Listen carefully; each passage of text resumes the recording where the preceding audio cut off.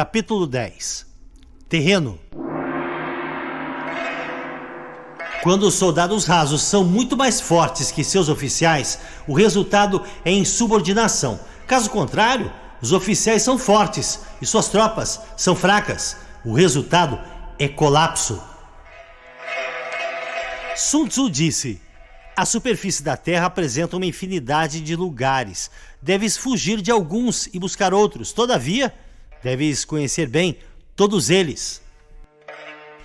Os tipos de terrenos incluem o acessível, o complicado, o indeciso, o estreito, o acidentado e o distante.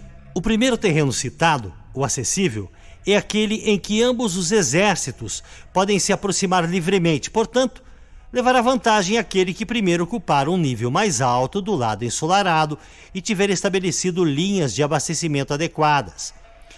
O terreno que permite o avanço e dificulta a retirada é o mais complicado. De uma posição dessa, se atacarmos o inimigo quando ele não estiver devidamente preparado, podemos derrotá-lo. Porém, se ele estiver preparado e não conseguirmos derrotá-lo, seremos pressionados a bater em retirada. Então, teremos grandes problemas. O terreno indeciso é aquele que oferece desvantagens tanto para o nosso lado quanto para o lado do inimigo.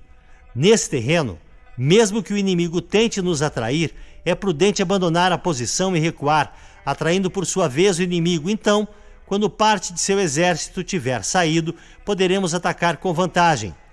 Na passagem estreita ou desfiladeiros, terá vantagem quem primeiro a ocupar e guarnecê-la completamente, ficando à espreita do adversário. Se o inimigo estiver com essa vantagem, não devemos seguir atrás dele. Somente quando ele falhar e a passagem estiver mal protegida, é que devemos atacar. Em terreno alto e acidentado, do mesmo modo, se pudermos ocupá-lo primeiro, devemos nos posicionar na parte mais alta do lado ensolarado e esperar pelo inimigo. Se o inimigo conquistou essa vantagem, devemos abandonar nossa posição e bater em retirada. Por fim, quando os exércitos estiverem posicionados a grandes distâncias um do outro e suas vantagens estratégicas forem semelhantes, não será fácil provocar um combate. Por outro lado, levar a batalha até o inimigo não trará nenhuma vantagem. Esses 6 princípios que definem o uso do terreno devem ser do conhecimento total e da responsabilidade do comandante. Shang Yu conta a seguinte passagem de Pei Xin Xin, DC 619 a 682, mandado numa expedição punitiva contra as tribos Turkic.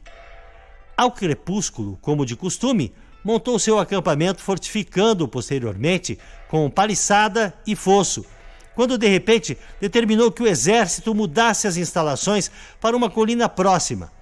Essa decisão desgostou muito seus oficiais, que protestaram aos brados contra o esforço extra que os soldados iriam despender. Pei Xin Xin, todavia, não ligou para as reclamações e fez o acampamento ser transferido o mais depressa possível. Na mesma noite, caiu uma forte tempestade, inundando o local anterior do acampamento, que ficou sobre 4 metros de água. Os oficiais ficaram espantados com o acontecido e confessaram seu erro. Como soube que ia acontecer? Perguntaram. Pei Xin Xin respondeu: daqui por diante, contente-se em obedecer às ordens, sem fazer perguntas desnecessárias. Durante uma guerra, um exército pode ficar exposto a situações de calamidade que não são decorrentes de causas naturais, mas sim são decorrentes de erros cometidos por seu comandante. São elas: fuga, insubordinação, colapso, ruína, caos e derrota. Nos casos em que as vantagens estratégicas de ambos os lados forem praticamente as mesmas, atacar o inimigo que tem um exército 10 vezes maior que o nosso poderá resultar em fuga. Quando os soldados rasos são muito mais fortes que seus oficiais, o resultado é a insubordinação. Caso contrário, quando os oficiais são fortes e suas tropas são fracas, o resultado é o colapso. Se os oficiais dos batalhões forem insubordinados e tiverem o temperamento volúvel, sendo facilmente dominados pela ira e, por conta disso, levados a manobras não autorizadas, de modo que o comandante não tenha conhecimento da força de suas próprias fileiras, o resultado será a ruína. Quando o comandante demonstrar fraqueza, não tiver autoridade, suas ordens não forem claras e seus oficiais e tropas forem indisciplinados, o resultado será o caos e desorganização absoluta. Se um comandante negligenciar as forças do exército inimigo e assim permitir que uma tropa enfraquecida enfrente a elite do adversário e ainda operar sem uma vanguarda de tropas de choque, o resultado será a derrota total do seu exército. São essas as 6 formas de atrair a derrota e estão em total responsabilidade do comandante. A formação natural da região e a posição estratégica de um exército são os grandes aliados em uma batalha, mas a capacidade de avaliar o inimigo, de criar condições para se chegar à vitória e de calcular astutamente as dificuldades, perigos e distâncias constitui o teste de um grande comandante. Quem conhecer esses fatores e os colocar em prática de forma adequada será vitorioso. Aquele que lutar sem isso certamente será derrotado. Desta forma, se tiver certeza que o caminho da batalha garante a vitória, então você deve lutar, mesmo contra a decisão de seu soberano. Mas, se o caminho da batalha não assegura a vitória, então não deve lutar, mesmo com ordem do seu governante. O comandante que segue para a guerra sem ter como prioridade fama pessoal e recua sem temer o descrédito, aquele cuja preocupação for proteger seu povo e prestar um bom serviço ao seu soberano, é um tesouro nacional. Se o comandante trata seus soldados como se fossem seus filhos, por recompensa, eles o seguirão até os vales mais profundos e o defenderão com a própria morte.